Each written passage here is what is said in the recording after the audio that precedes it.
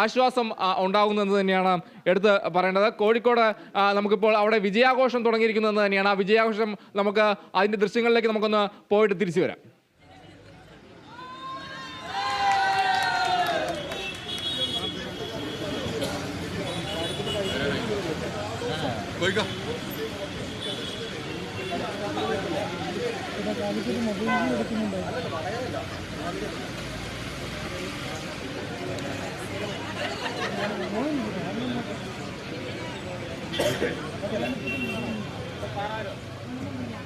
ആ രീതിയിൽ വലിയ MK രാഘവന് മികച്ച ഒരു മേൽക്കൈ നേടാനായി അതിൻ്റെ ആഹ്ലാദം പങ്കുവയ്ക്കുകയായിരുന്നു പ്രവർത്തകർ. വലിയ രീതിയിൽ തന്നെ UDF പ്രവർത്തകരെല്ലാം തന്നെ അവിടെ എത്തി വലിയ ഒരു ആഹ്ലാദ പ്രകടനം കോഴിക്കോട് നഗരത്തിൽ ഇപ്പോൾ തുടങ്ങിയിരിക്കുന്നതെന്ന് തന്നെയാണ് നമുക്ക് ദൃശ്യങ്ങളിൽ നിന്ന് വ്യക്തമാകുന്നത്. എന്തായാലും വ്യക്തമായ മേൽക്കൈ UDF നേടാനായി എന്നത് തന്നെയാണ് എടുത്തു പറയേണ്ട ഒരു കാര്യം.